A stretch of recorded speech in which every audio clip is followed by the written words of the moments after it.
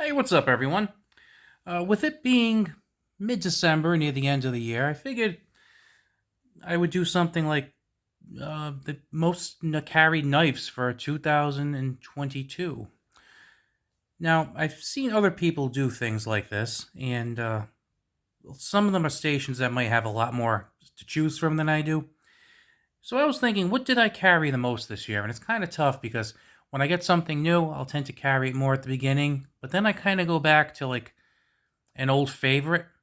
But then I was thinking there's a lot of knives that I really, really like, but then I can't carry them for various reasons, either because of work reasons or because I live near the border of two states where they both, for all intents and purposes, have banned the carrying of autos. So I can't carry an auto. So if I have any place to go in those two states, I just don't carry an automatic knife because it's just not worth it.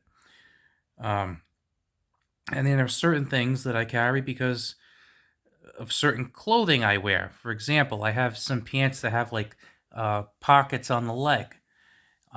When I have that, I tend to like to carry the Corvid because I really, really like the Corvid. And because it's over a 3-inch blade, it can't be carried concealed, but it can be carried openly. So this is one of those knives that um, I would say I carry at least a couple of times a week. So if you haven't seen it, it is a beast. I love this knife. It just makes me smile. It's a big, crazy, like almost silly kind of knife, and I just love the thing. It's awesome. If you are not familiar with this knife, I've done a video on it in the past, so check it out. But like I said, this is the kind of thing that I'll carry when I'm not at work, obviously, and when I wear, like I said, type of pants where I can have it where it's open, because when you have this in this particular pocket in my pants, it has a very wide profile, as you can tell, and you can actually see the very top of the blade and the top here, and then it's this big, huge clip that goes around the side. So basically, if a cop were to say to me, "Hey, does that knife have over a 3-inch blade?" I'd say, "Yeah," and you saw it, which means I'm good. Anyway, I would say the knife that I carry the second most would be this guy. This one for a couple of reasons. One is because the size is fantastic. This has a like 2.92-inch blade. By the way, this is a Civivi Altus. So number one, it has a 2.92 or 98-inch blade. So it's about as long as I can get in conceal carry. So it's perfect for that.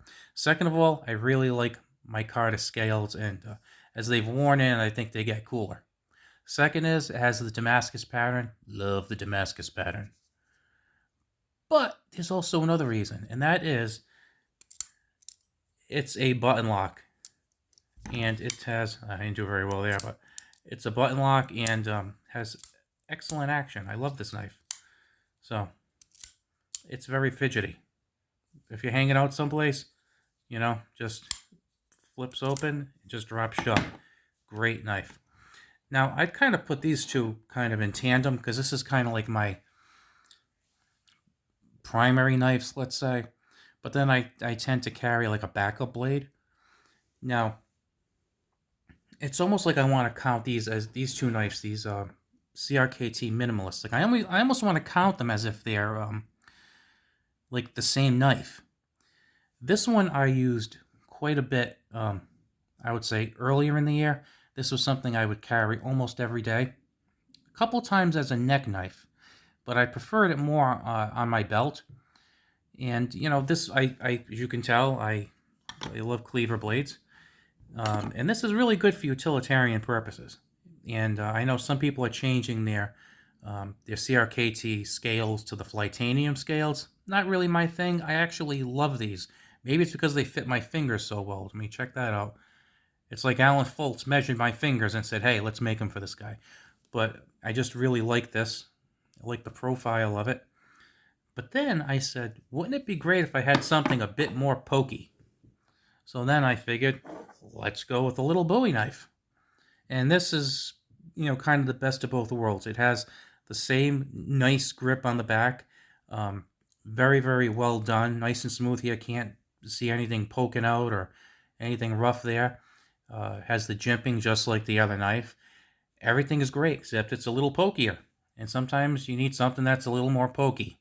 So I have a preference for this Bowie knife over the cleaver, but I still really like the cleaver a lot. It's just that this one, to me, is just slightly more useful.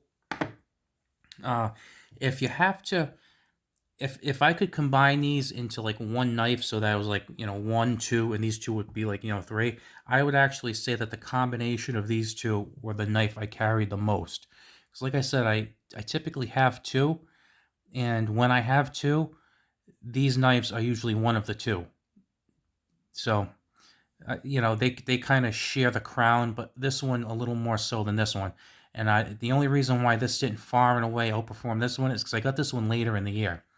But after I got it, I just started using it nonstop, like every single day. So if I had been checking off boxes all year on which knife that I carry the most, I would say it's this knife, that one right there. And the funny thing is, uh, if you watch my videos, I'll review and talk about knives that are like $5. I have nothing wrong with a $5 knife. And then I have some knives that I pay over $300 for, and some that have collector value higher. Problem is, as I've stated with this one here, certain wardrobes, because of the laws where I live, I can't conceal carry a large knife. If I could, I'd probably carry this one more often. I have other knives I would carry more often. And then, like I said, being at work and whatnot, that kind of throws things off quite a bit. But if I was independently wealthy and lived in a place where I can carry any blade length, I would. Then you'd probably see a lot of Protex on here, because I love Protex. I collect Protec, and I'd probably have things like the Strider S&G on here, and my Emerson CQC, TR4. I'd have a lot of those knives up here, but don't have them up here just because of legal hoops that you have to jump through, and just kind of the way my life is. So these four are the ones that you will see the most. Now I will, if I remember, I'll try and put links to these for Amazon down below. But these are actually pretty cheap. This one I'm not sure if they have on Amazon. I bought this at Blade HQ. I think it was only like $70 or $80. The Altus, I think these start at like $59. This one cost a little bit more because it has the Damascus and the micarta. But I think even after that, I think it was only like 80 something dollars. It really wasn't too bad. And I think I did get this one at Amazon. These two you could pretty much get at Amazon every day of the week for under $25. And you can also buy these at Walmart. Actually, this one, I'm not sure if they have this one at Walmart. This one they definitely have at Walmart. I'm positive I bought this at Walmart. It was like $20 or $21. This one you can get online at Amazon. I think it's like $21 or $22.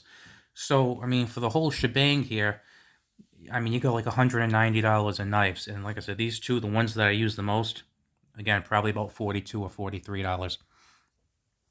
So, just thought I'd kind of share that, because I was just thinking to myself, which ones do I use the most? And if I had to make a list of the ones that I like the best, I don't think it would be these four, to be honest with you. I think they'd probably be autos, because I tend to really like autos. But like I said, life happens. All right, hope you have a good one. I'll talk to you later.